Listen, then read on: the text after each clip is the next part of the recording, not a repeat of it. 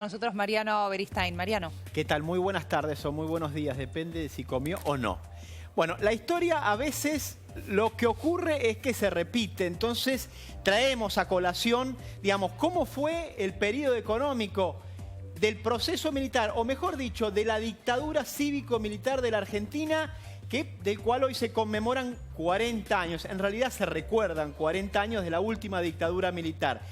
La última dictadura militar tuvo su plan económico. La cara visible de ese plan económico fue el terrateniente José Alfredo Martínez de Oz, un hombre con sólidos nexos, por ejemplo, con la sociedad rural argentina, pero también con sólidos nexos con el sector financiero. Y obviamente llevó adelante su plan económico. ¿Cuáles eran las bases de ese plan económico? Las bases que se hicieron públicas. Bueno, supuestamente eran tres, ¿no? Apagar 3 incendios, decía José Alfredo Martínez de Oz en el año 76. La inflación, la recesión y el endeudamiento. ¿Qué ocurrió? En muy poco tiempo después, bueno, la inflación se fue al 120%, el endeudamiento de la Argentina se quintuplicó y obviamente la economía se cayó a pedazos. No hubo tal recuperación. Vamos a ver cuáles fueron los ejes del plan económico de la dictadura de José Alfredo Martínez de Oz y Videla, por supuesto. Miren lo que hizo Martínez de Oz. Lo primero que hizo cuando asumió, por eso les digo que ustedes recuerden que muchas veces la historia se repite, devaluó la moneda el 80%. Además, ¿qué hizo? Eliminó los controles de precios sobre los productos, sobre todos los productos, pero también sobre los productos de la canasta básica, congeló los salarios y además redujo las retenciones. Estas fueron las bases o el inicio, las primeras medidas que tomó José Alfredo Martínez de Oz.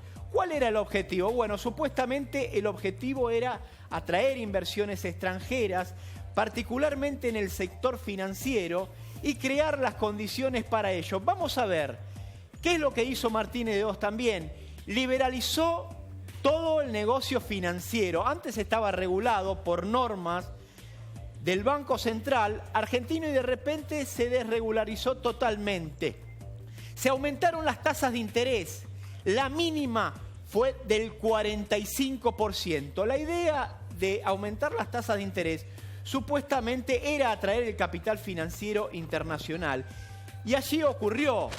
Pero lo curioso fue que la Argentina empezó a endeudarse, a traer dólares del exterior, ya sean empresas privadas, las propias empresas públicas comenzaron a tomar deuda. ¿Por qué? Porque esta tasa de interés era muy atractiva y además porque obviamente había que pagarles a aquellos que se vieron beneficiados con esto. Vamos a ver, cobertura total de los depósitos.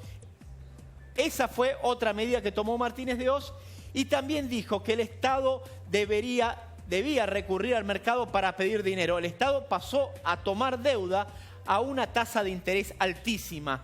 Todo el poder lo tuvieron los bancos. Vamos a ver en qué terminó esta política de Martínez de Oz, que implicó la apertura total importadora, es decir, empezaron a llegar muchos productos del exterior y la industria nacional se empezó a caer a pedazos. ¿Por qué? Porque convenía poner la plata en los bancos antes que producir. Convenía traer la plata del exterior, dólares del exterior, colocarlos a una tasa de interés muy alto en la Argentina y bueno, y de esta manera, ¿qué es lo que ocurrió? Y para cerrar, se cayó el PBI, es decir, el crecimiento de la Argentina se vino abajo, cayeron las exportaciones, aumentó la inflación y la deuda, miren este dato, pasó de 7.000 a 43.000 millones de dólares en muy pocos años.